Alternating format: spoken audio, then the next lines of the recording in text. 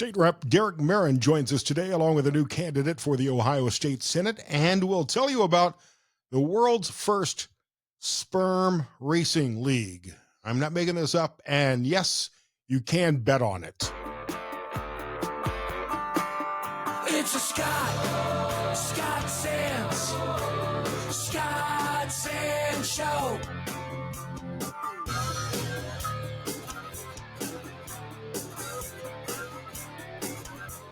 Hey there, how y'all doing?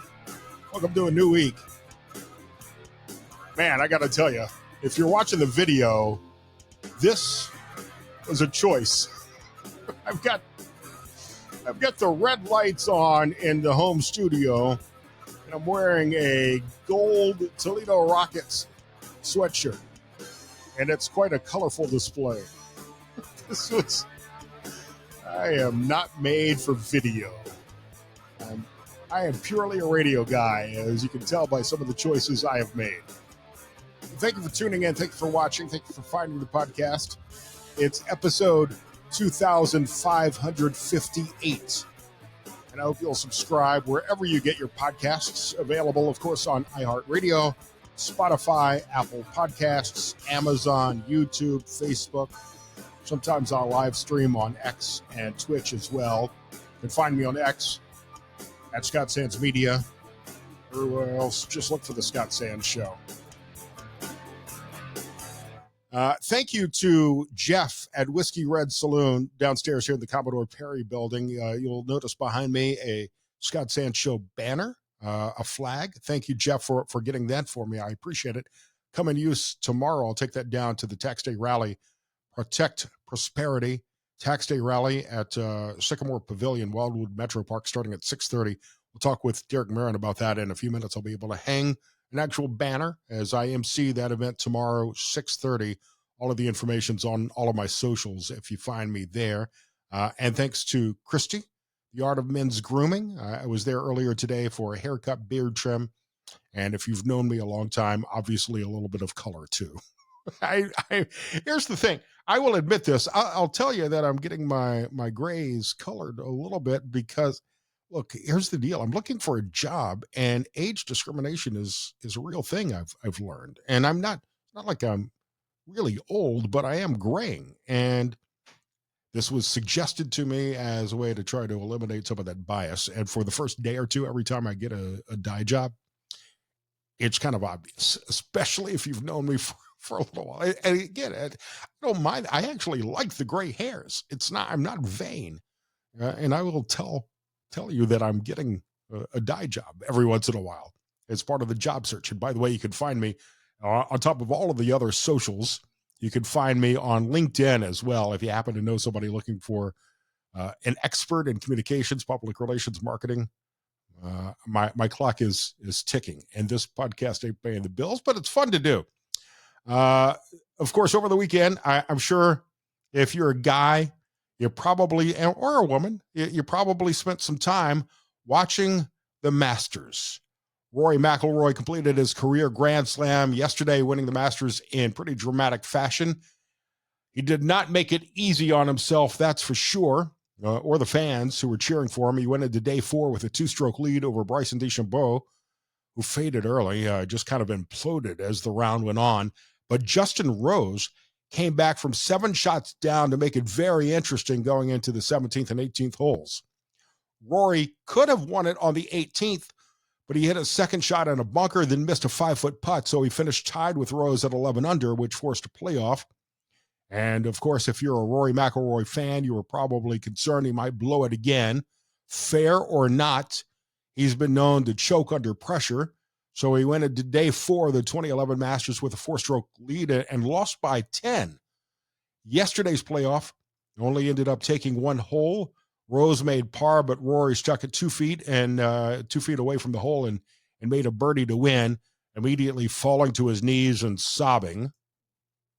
The long journey is over.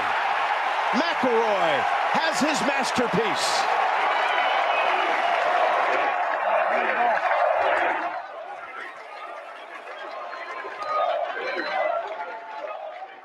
The crowd certainly seemed behind Rory in that victory, although it was interesting to watch as Rory and Bryson DeChambeau teed off together. They were the final pairing. The crowd really seemed to be behind Bryson, but the crowd really picked up support for Rory, I think, as the round went on.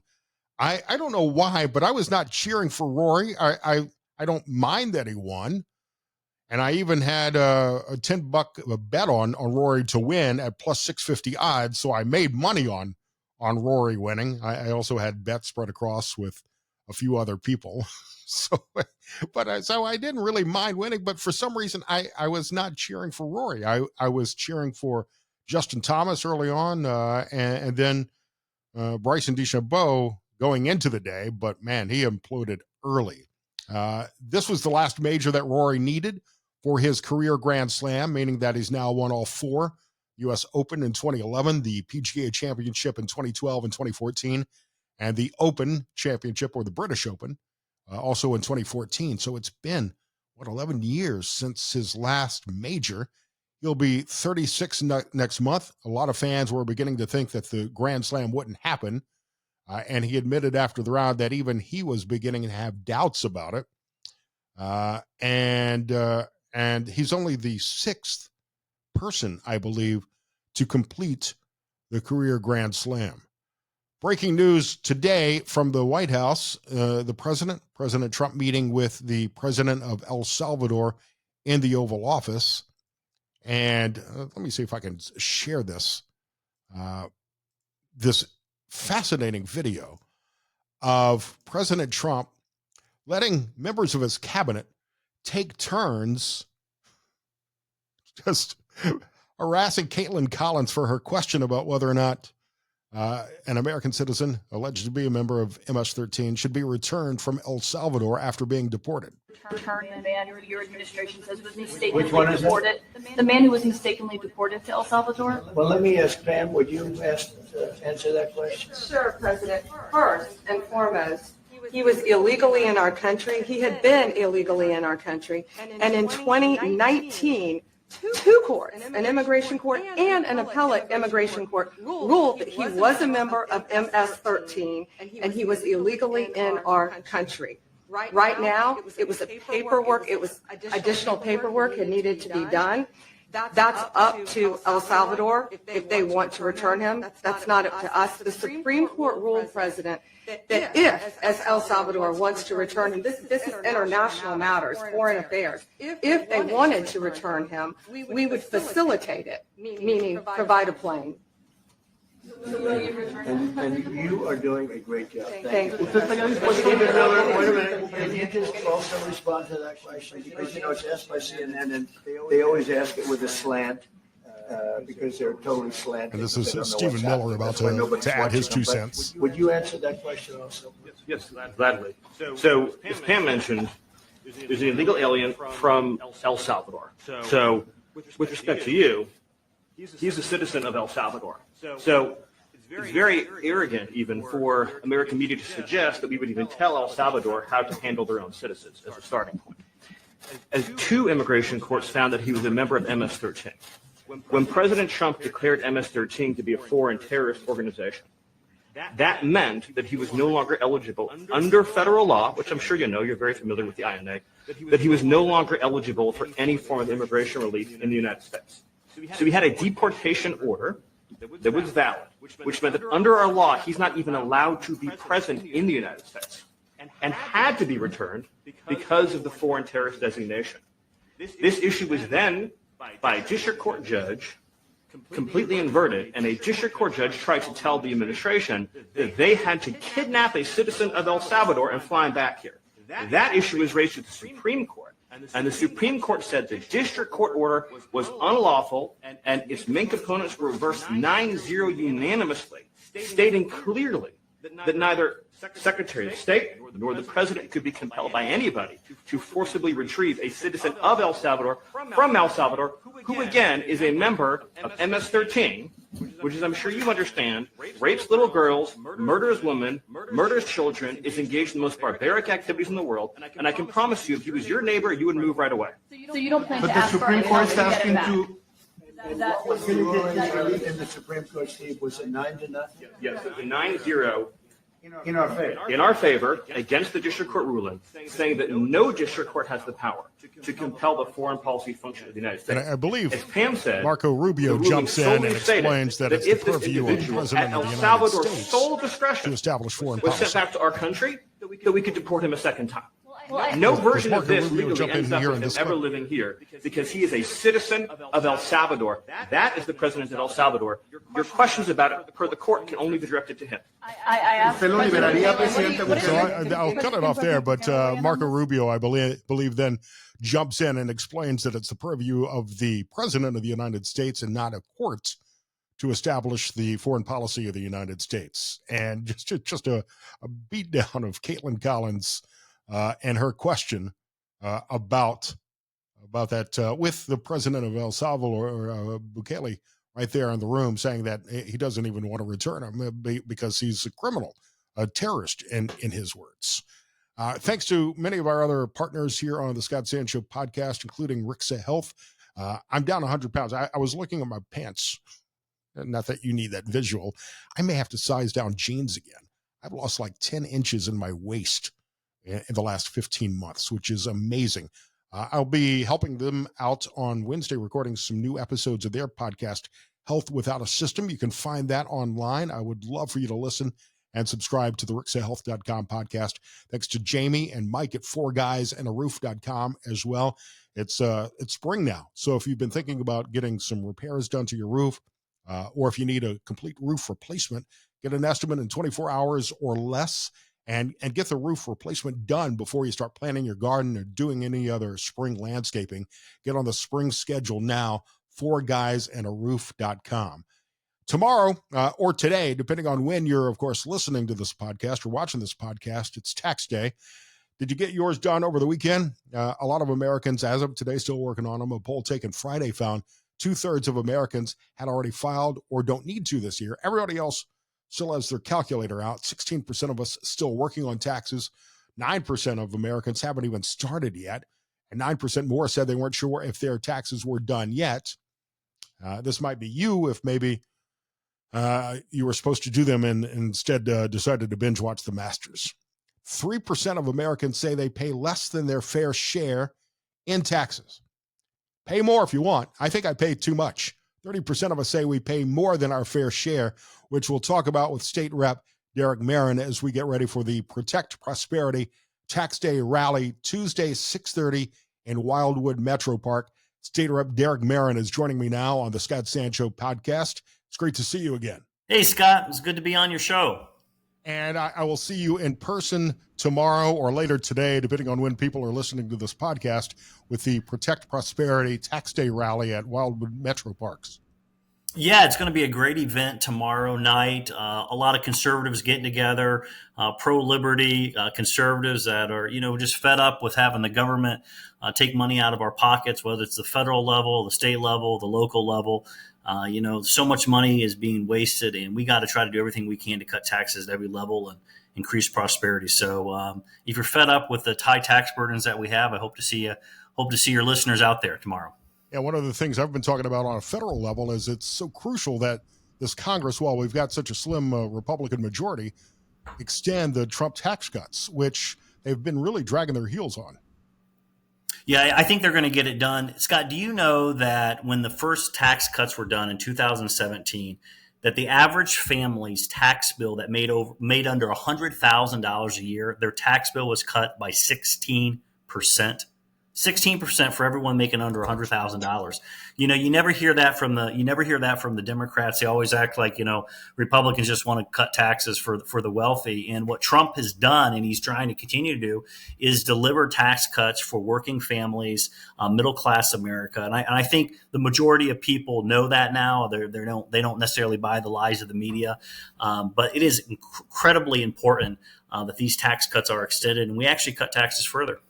Yeah, we'll talk about all of this at the Tax Day Rally beginning at 6:30. You're going to be there. Josh Williams, whole slew, whatever the word I was trying to use, a whole slate of speakers scheduled for tomorrow afternoon at Wildwood Metro Parks, and it should be a lot of fun. It should be a fun environment for everybody. On a state level, let's talk about what's happening with taxes. I've been doing a lot of fill-in radio shows in Mississippi, where the state there just moved to abolish the state income tax completely. And Yeah. I think long-term that's a goal for the Ohio legislature as well. Well, I spent 8 years in the state legislature, Scott, as you know, and I was a vocal proponent of phasing out the state income tax. I think we're up to like 9 states now that don't have a state income tax. Mississippi's is doing a good job. Kentucky's right behind them. There's several other states that are looking at them. And the first step is really for Ohio to get to a flat income tax rate. The top tax rate right now in Ohio is 3.5%.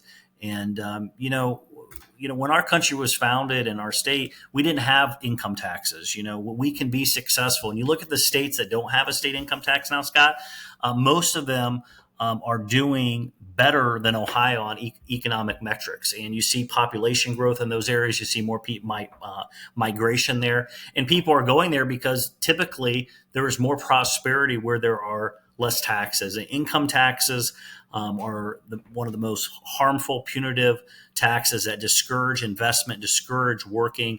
And we can make it in Ohio and still have the same services that we count on from the government and not have an income tax. And what it also forces the government to do is to cut spending along the way on frivolous programs. Absolutely. And, there's a lot of wasteful programs out there, and we got to demand efficiency. You may remember, you may not. I used to talk about a lot. I spent several years at the state auditor's office doing performance audits where I would go into local governments and look for ways to save money. And I look at their employee count, bus routing software, HR programs, benefits. And, a lot of these governments, 10, 15% reduction is very easy to achieve. And a lot of them you can achieve more than that. And, government, we have so many different welfare programs now also at the federal state level that aren't really helping people. They're really holding people back.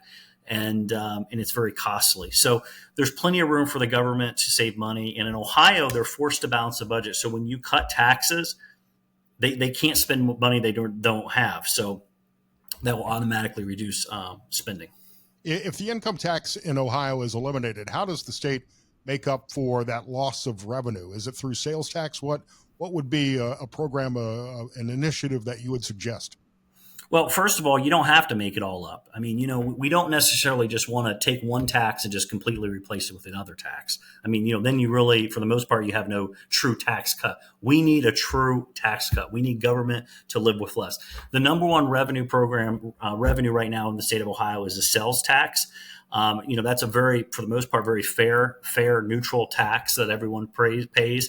The good thing about a sales tax, Scott, is the drug dealers pay it.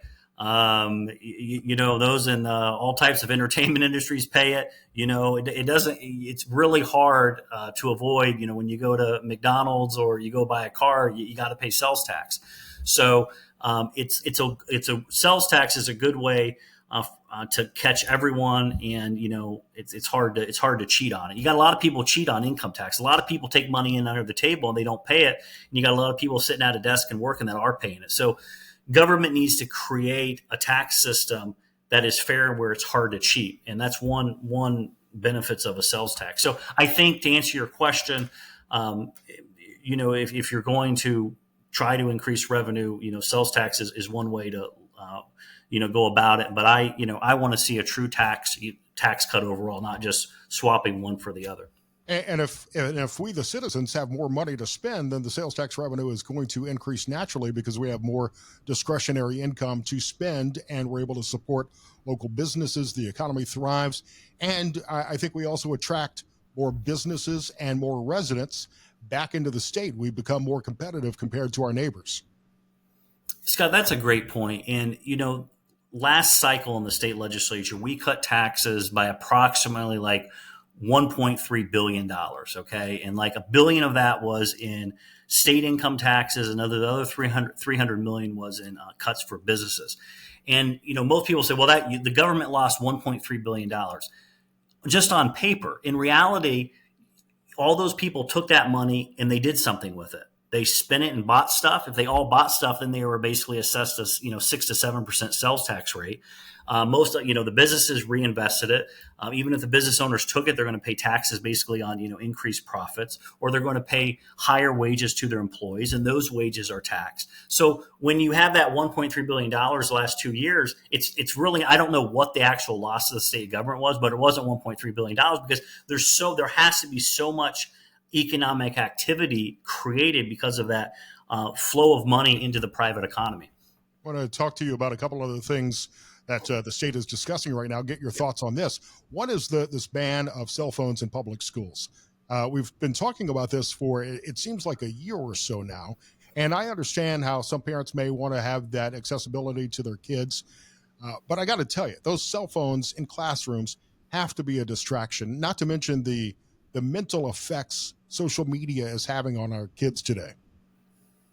Yeah, I'm not a school teacher, and it's been a while since I've necessarily been in the classroom. But I don't see how cell phones are really productive in a school setting. I mean, the kids got to be on them constantly, texting each other, sending each other pictures, distracting.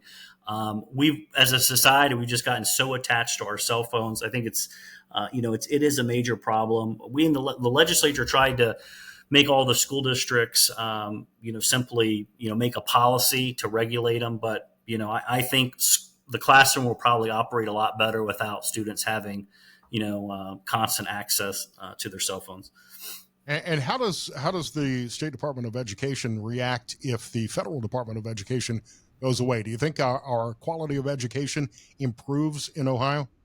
And aren't you glad Donald Trump is president? I mean, he's done so many good things in these last several months. And, the one you just mentioned is trying to basically phase out the Federal Department of Education, which, by any type of metric, Scott, hasn't done very well. I mean, we should ask people that say we love the federal government's, umbrella of education. What metric do you have to say that education has gotten better? What statistic? There is none. You can't point to any state where the quality of education has improved. Scott, as you know, liberals just like to talk about theory. Okay, that's why liberals dominate higher ed, but they don't dominate typically economics and hard sciences because those are like facts. You know what I mean? They want to dominate philosophy and sociology and all this type of stuff, but they don't dominate hard science facts. They don't dominate engineering because there's a yes and a no. They have to connect, and they don't have any proof that the Federal Department of Education has really benefited education. What it's done is it's just cost us an enormous amount of money. Tried to in many ways put this one type of style of education over 50 states, and I believe in federalism. Not all the states are going to do a good job, or local governments at running education. We know that. But that's why you have, 50 states to see which ones do good and which do best. And, those that want to live under California, they can live there. And those that want to be in Florida can live there, and people can move around. But, if we're going to allow the federal government to control everything, we have nowhere to move to. Well, and I think there should be some federal standards to make sure that kids all across the country are getting a quality education. But states know how to do that best at the state level, not enforce these federal standardized tests that don't necessarily measure the quality of education. And I think there's some merit to paying teachers who teach their students well, paying them more. I think there's some merit to those kind of concepts as well. I agree. I think we need to properly pay folks. But I think there should be bonuses and extra money for those that perform well and have proven to be, good teachers. I think it's very, very, very important. I haven't read a lot about this. Obviously, it's something that's been talked about since Donald Trump was elected, and that's SNAP benefits. I saw a couple of tweets today that the state legislature is looking to ban the purchase of sugary sodas and other snack foods, essentially, from purchase with the SNAP program benefits. And there's this whole movement right now to make America healthy again. I've been on this weight loss journey for just over a year now. I've lost 100 pounds, and I've cut out Twinkies and potato chips and all the other things, and I'm eating a little bit better. I think there's some merit to this concept. I hate to say, look, you can't buy something with these benefits, but there should be a level to what is acceptable with the benefits. You're not shouldn't be allowed to go buy alcohol and cigarettes with your SNAP money either. Yeah, that's I was been excited to see that. I think RFK just announced they were going to try to basically allow states, and maybe there's going to be a rule across the nation that you can't use SNAP benefits to buy, soda. I mean, why should anyone in Toledo, Scott, be forced to buy Sunkist and Seven Up for someone else? Why? I mean, you shouldn't be. Okay, the SNAP program that we have is supposed to be, whether you agree with it or not, it is supposed to help people that are in dire financial situations be able to feed themselves and their children. Okay, well, you don't need to be buying, cherry Coke at $3, a liter. You can. There's other drinks to be able to buy, and a lot of people, they don't drink Coke and Sprite and all this because it's too expensive. It's too expensive. It's expensive. It's generally not good for you. We're going to see from big soda, I'm sure, but I mean, let's be honest, it's not good for you. Well, yeah. So we pay for people to have sugary drinks through the SNAP program. Then we're also most likely paying for their Medicaid and health benefits. Right. Right. So we pay for them to eat and drink unhealthy stuff, and then we have to pay for their healthcare benefits, and then they're ultimately going to be increased because of it. So I think it really makes a lot of sense for the federal government to say, listen, if we're going to be subsidizing people's food and drinks, I mean, let's make sure we're not encouraging them to drink and eat unhealthy, especially if we're going to pay for the health benefits. Derek Merrin here on the Scott Sands Show podcast. Can I just point out the fact that I really didn't think through my outfit today. I've got red lights in the home studio, and I'm wearing a gold Toledo Rockets sweatshirt. It looks like you're filming a hostage video. Well, it's just I need to get better art. I actually, if I move this, I have some art of Albert Einstein, but I didn't want to necessarily put that on camera. It's like a 3D picture. So I'm actually like the back of my kitchen here, and I don't have any good pictures or art to show you. So I think we both need to figure out our background for these. This is why I did radio for so long. I'm not a video guy. You look like you got a pretty cool place here, Scott. Yeah, it's not bad. Full of bourbon and electronics. So, Derek, I appreciate your time. I look forward to seeing you tomorrow at the Protect Prosperity Tax Day Rally, Wildwood Metro Park, Sycamore Pavilion, 6:30. You, Josh Williams, there's a whole slate of speakers beginning at 6:30 tomorrow afternoon. Hey, it's going to be a fun time. Look forward to seeing you, Scott, and look forward to seeing so many other great conservatives out there in Lucas County, Northwest Ohio. So see you guys soon. Go Rockets. Thanks to Derek Merrin. I think I cut him off as he was saying, go Rockets. Let me cut to something that just happened at the White House. If I can share my screen here quickly. President Trump just speaking with the national championship Ohio State Buckeyes. Also with us are many Ohio State fans from my administration, and the biggest of them all, of course, is our vice president, who's been fantastic, a faithful Buckeye alum, J.D. Vance. J.D., he's something. But he was such a good student, he didn't stay there for 4 years. He got out in 2 years, #1 in his class. How do you do that? Do you have any better students than that? Better football players, yes. I don't know about students. But JD's doing a great job. Thanks. Also with us. That was earlier today. Close that window out. Good to be able to bring that to you for you Buckeye fans. You know how much it pains me to talk about the national champion Buckeyes. But I will do that. I will recognize them and hope for a better year for my Alabama Crimson Tide. Jim Hoops is joining me now. Jim, it's great to meet you. How are you, sir? Yeah, I'm doing fine. Yeah, go Buckeyes. And I don't know, have you seen the rings that they gave the players? I have not seen the rings. They supposedly they get 3 rings. They have 1 ring that deals that every team that made the top 12, the playoff, they got a ring, and then the Ohio State got a ring for winning the national championship, and then the school gave them a ring. And these things are humongous. If you get a chance to see them, I mean, there's a video out there with Coach Day showing people, they get a box, and in there's those 3 big rings, and pretty impressive. So you'll have to take a look at those. And Alabama's had enough rings, so Alabama's.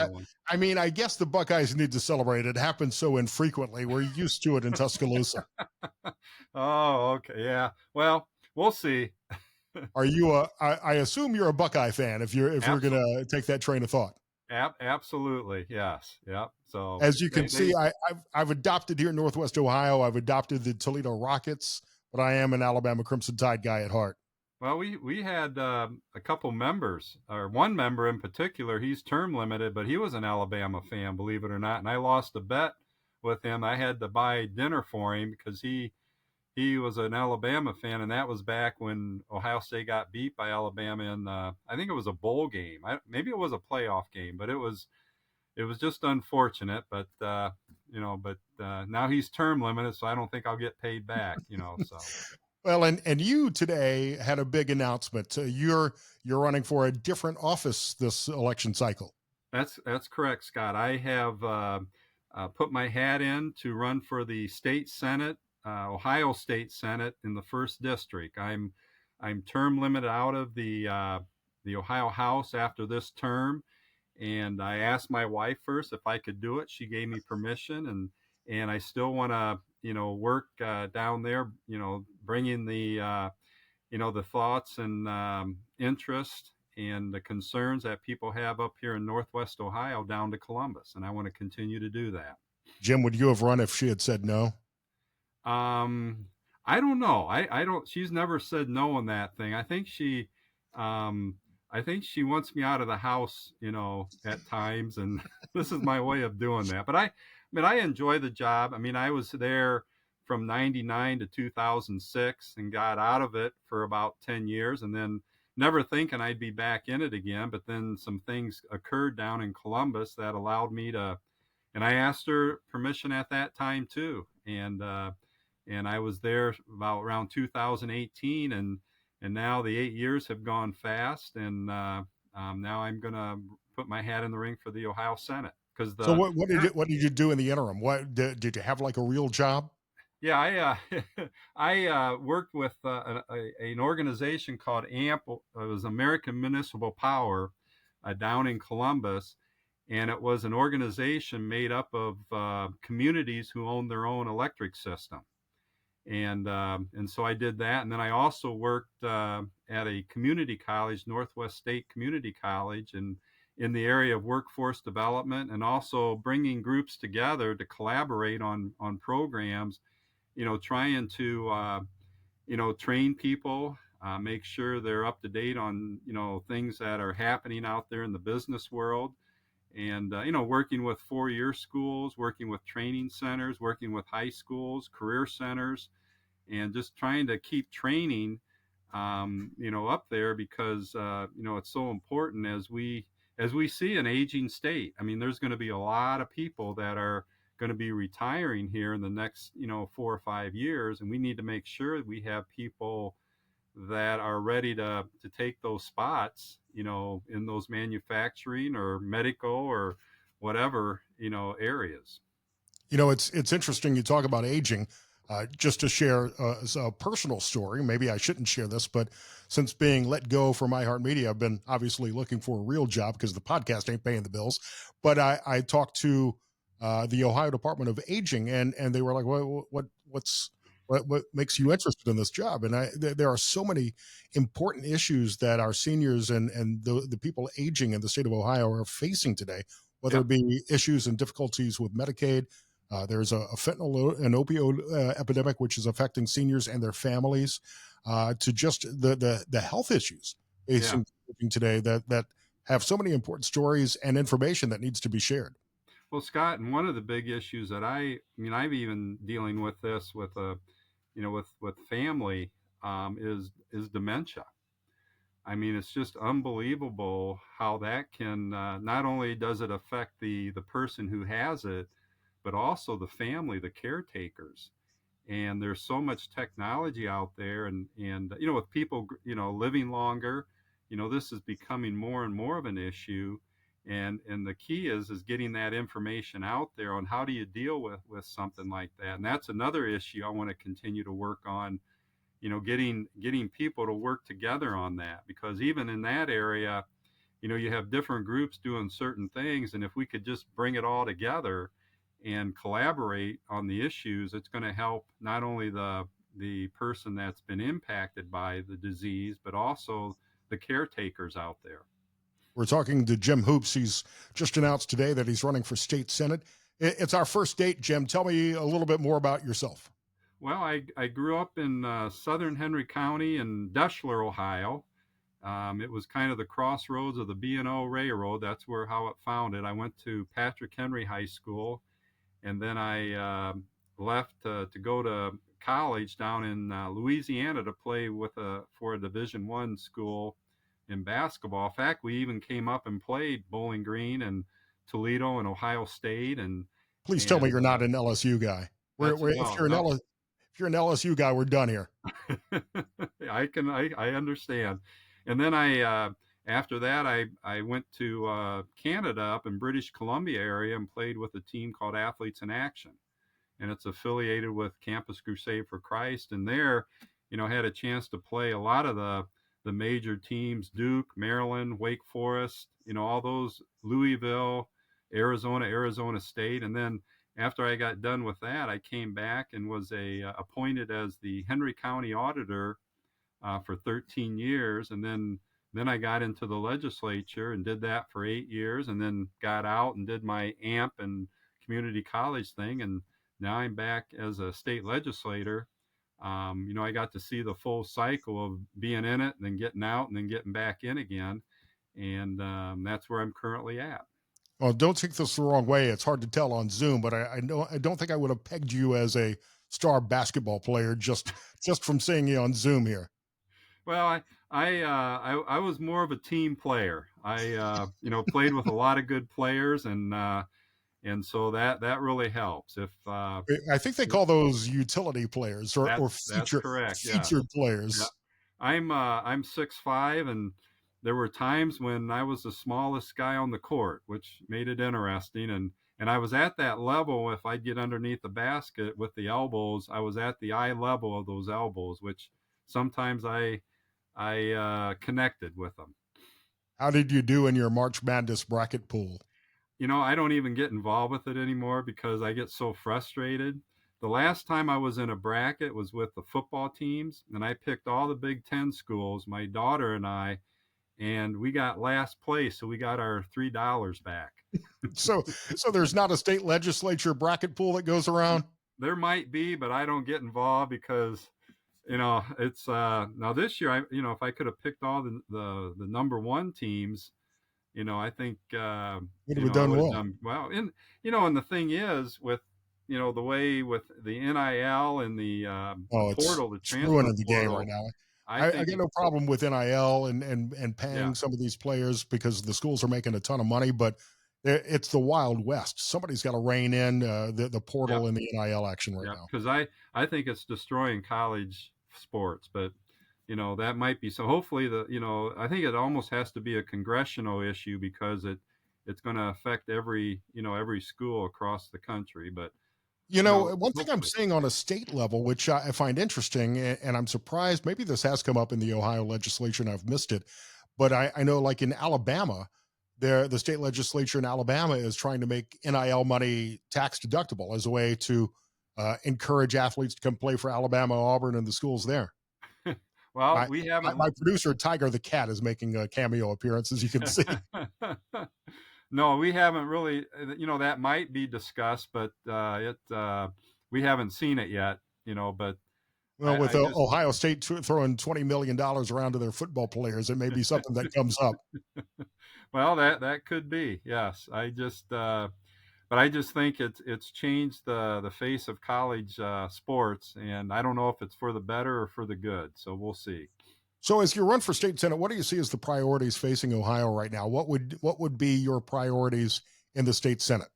Well, I think Scott, I think energy is a priority. I mean, I know we have a lot of companies that are looking at Ohio, and the reasons they're looking is because of our energy and because of our water. And so, those are two things that I feel Ohio is primed for a lot of good things because of our location, because of our natural resources, because of our, ability to, for energy, our education system. I feel we have, a good system, like I said earlier, where we have the 4-year, the 2-year community colleges, the career centers. We have the, good, the K through 12 education. So those things are all there. But I think the thing is we need people, and we need to train people because, as I mentioned, we're all aging, and we have to make sure that the young people, our future leaders, our future doctors, nurses, farmers, manufacturing people have to be, trained, because a lot of these companies, they'll use robots and things like that. And we just have to make sure that they're trained. My cat's now coming over to me. Your cat now is curious about what's going on. We should get our cats together to do the interview. We may have to do that. So, what's your cat's name? This cat. Well, we have Mia, we have Chloe, and we have Sunshine here. So he's an interesting cat. I'm gonna put him down here. So. But he's, I don't know, he's always in something. So this guy, he has a lot of energy and a lot of jumping ability, so he can get up in high places. But those things, that's what I want to continue to work on. Are those type of things. Housing is another issue that, because we want people to come here, but it's the, where are they going to live when they come here? And so, it's those kind of things that we work on. And I think another thing that's important, Scott, is when I say Northwest Ohio, I'm including the rural areas where I represent, but also Toledo. And I think in order to get a good voice down in Columbus, it's even that working together, with the urban and rural areas. So we send one message to Columbus. And one of the big issues that we're working on is Route 23. We had something in the transportation budget where, and we've had enough studies already, but to really look at, okay, what's going to happen, because when you go from Toledo down to like around Delaware, you travel pretty good, but then you hit those stoplights. And then you have about 30, 35 stoplights that you have to go through to get to the city center. And with the bridge up in Windsor area opening up, the new bridge, that's even going to bring more truck traffic. And so I feel it's important that we get that accomplished, and maybe, put something around Delaware, a bypass, further north. But we have to do it sooner than later, because if not, it's going to close up on us like before. I remember. Well, and I think that's also a tremendous opportunity for industrial development as well. You don't want to take away from any of the agricultural development in that area, but it's a terrific corridor for new industries, especially when you look at some of the technology companies like Meta that's coming to Wood County. Some of that opportunity should be along the 23 corridor as well. And on that you make a good point, because again, getting back to the energy, we have all that gas stored up, on the eastern part of Ohio, and getting it over here, piping it over to our area, and using a resource that we already have. And then, making legislation where it's going to be easier to develop, generation, because when people want to put together like a gas plant or something, it takes 6-7 years because of all the, pardon the pun, jumping through the hoops to get it done. So those are things that we have to continually work on. The state and so many municipalities, I'm looking at you, Toledo, make it so difficult for small business owners to start their businesses, especially at a city and county level, which is a whole other topic we could get into. Also on your radar, Jim, I hope you're thinking about tax reform in the state. And I realize that the budget's just passed in Columbus, and the state, I know, has been in the House. And we've got to eliminate the state income tax in Ohio for the state to remain competitive.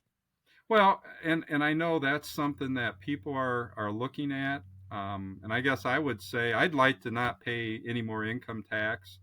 But I also realize, for us to do that, that's going to be about around $20 billion over 2 years. And I'm looking, because there's a couple of states that want to look at that, and get rid of it, which is great. But I know one state that wants to get rid of it is going to increase their gas tax by 9 cents. So that's what we have to look at. I think the key, Scott, is to make sure that we're competitive, with the other states around us and for the country. And if it's getting rid of that, what programs are we going to get rid of? Because the one thing when you run as a candidate, you always get these questionnaires. And usually the first question is, okay, what taxes do you want to eliminate? And if you said, yes, I want to eliminate them, and here they are, the next question is, okay, what programs do you want to get rid of? And so, we need to have a deep discussion on our whole tax system, because when you start comparing other states, you do have to look at everything. There's states out there that have sales tax, but they also tax food.